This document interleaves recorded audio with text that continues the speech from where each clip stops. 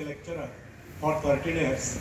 Meanwhile, I appeared to the exams of Institution of Engineers and get the degree of AMIES, Associated Member of the Institution of Engineers.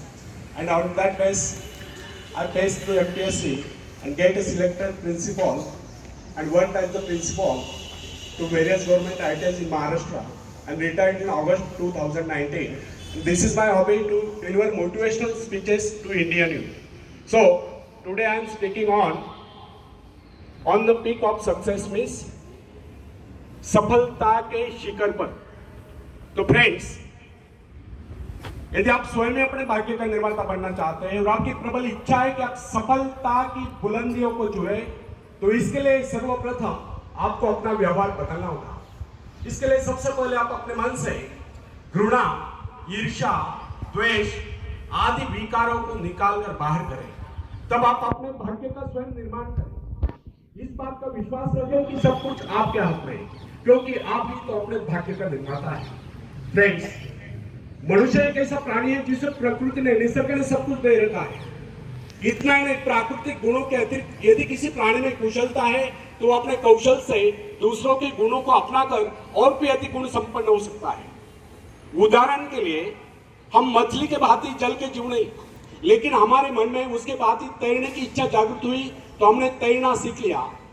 पक्षियों की भांति हमारी परवाज करने की इच्छा हुई तो हमने हवाई जहाज बना लिए। इस प्रकार प्रकृति ने, निसर्ग ने मनुष्य को इस प्रकार बनाया है कि वह सब कुछ कर सकता है। अतः प्रकृति से प्राप्त सुविधा का लाभ हम स्वयं नहीं उठाते हैं। हम जैसा मूर्ख भला और कौन होगा। प्रकृति ने हमें क्या नहीं दिया, उसने हमें एक ऐसी शक्ति दी, बल्कि जादुई शक्ति दी है जिससे हम सब कुछ पा सकते हैं। हाँ, यह अलग बात है कि हम उस शक्ति को पहुंचा नहीं पा रहे। अरस्तु ने एक बार चौराहे पर खड़े होकर चिल्ला चिल्ला कर कहा था, इस दुनिया में सब कुछ है, जो चाहो सो पाओ, पर पहले अपने को उस योग्य बनाओ। अरस्तु ने कहा है, इस दुनिया में सब कुछ है, जो कर्म ही नहीं वह कुछ नहीं पाता है।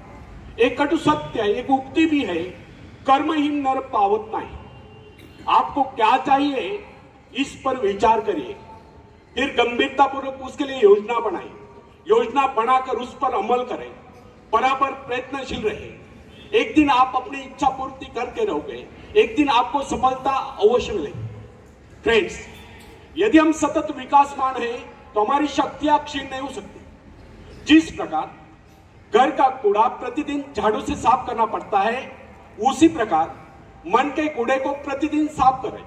निरंतर नए विचार, आगे बढ़ने के विचार, प्रगति के विचार, उन्नति के विचार मन में लाए, तब शक्तियों को क्षीण करने की क्रिया स्वयं समाप्त हो जाएगी। फ्रेंड्स, हमारे मन तथा शरीर में निरंतर विकास की क्रिया जारी रहना स्वाभाविक है। इसमें बाधा तब पड़ती है जब दूषित विचार हमारे मन पर आक्रमण करते हैं। मन पर दूषित विचारों का आक्रमण तभी होता है जब हमारे मन में खालीपन होता है।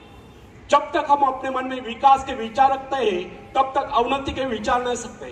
प्रगति के विचार है तो अवनति के विचार नहीं सकते। मन को नवीन तथा तरोताजा करने के अनेक उपाय हैं। इस विषय में हम सबके भिन्न भिन्न अनुभव हो सकते हैं। हम देखते हैं कई बार हमारे मन में दुख और निराशा की छाया आश्चर्यजनक रूप से लुप्त हो जाती है। दुख के घिर आए बादल हट जाते हैं और उनके स्थान पर हर्ष की धूप खिल उठते हैं। कम से कम कुछ समय के लिए जीवन के प्रति हमारा दृष्टिकोण बदल जाता है। कई बार हम अनुत्साहित और निराश हो जाते हैं और अकस्मात कोई शुभ समाचार आ जाता है और हमारा हृदय हर्ष से गदगद उठता है। अथवा कोई हसोड़ सहृदय व्यक्ति आ जाता है, वो हमारी मनस्थिति में पूर्णतया परिवर्तन ला देता है। या कोई परम प्रिय मित्र आकर सारा वातावरण ही बदल डालता है। अथवा अचानक किसी सुंदर स्थान अथवा देश की यात्रा करने का अवसर प्राप्त हो जाया करता है। उसके प्राकृतिक सौंदर्य का लेप हमारे हृदय को शीतल कर देता है।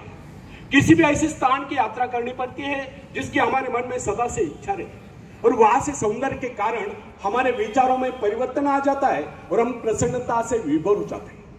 फ्रेंड्स, कुछ लोगों का यह विचार है कि मन बाहरी प्रभावों को ग्रहण करने में असमर्थ है। उसकी स्थिति में विशेष परिवर्तन नहीं किया जा सकता। उसके हर्ष विषाद की सीमाओं का निर्धारण केवल भाग्य द्वारा होता है।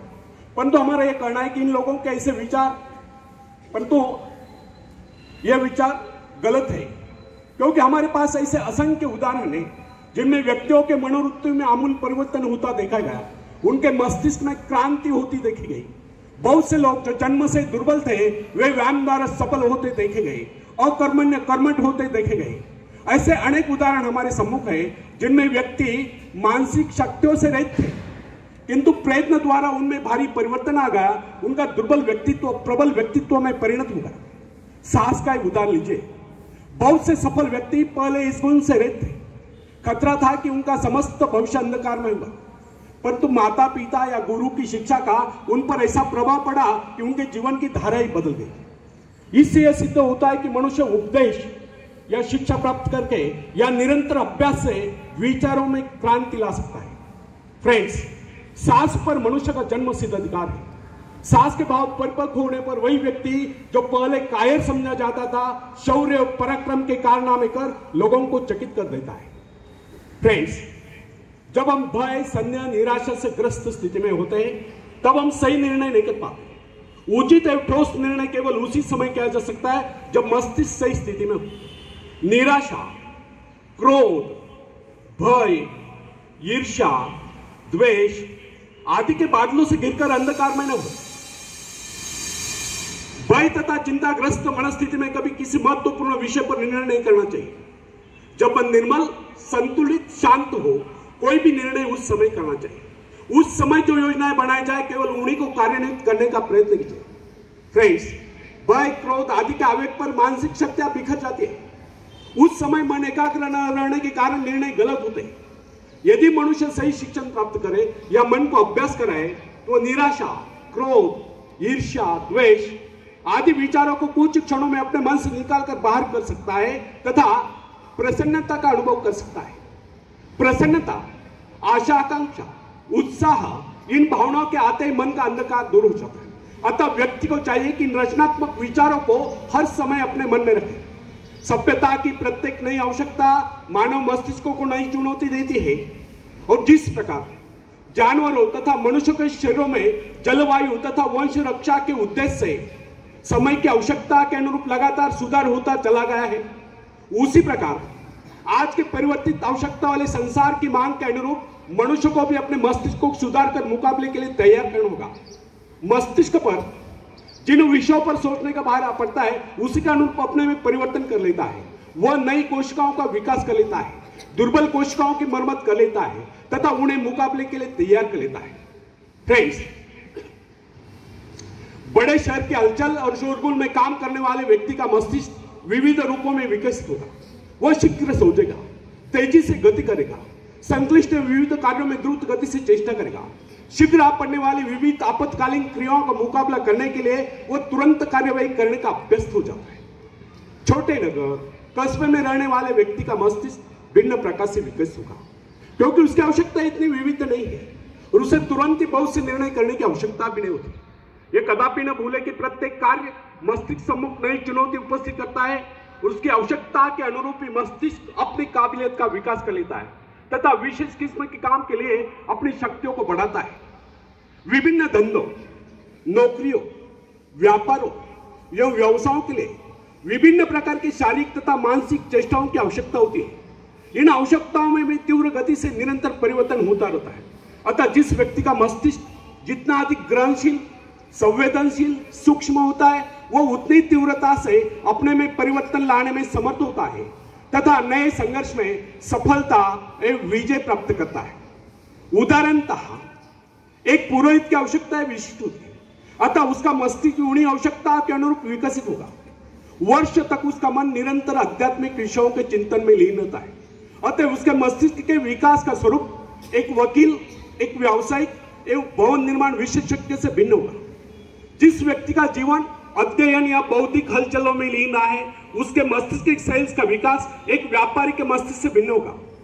अध्यापक में विचारों की उन्मुक्तता, कार्यों में शिथिलता, भौतिक पदार्थ के प्राप्ति के आग्रह का अभाव, एकांत प्रियता दिखाई देगी, जबकि व्यापारी में समझदारी, दूरदर्शिता, चतुरता, नियमबद्धता, समयबद्धता और फूर्ति दिखाई देगी। महत्वाकांक्षा, मस्तिष्क के विकास में परिवर्तन या सुधार लाने वाली प्रबल शक्ति है।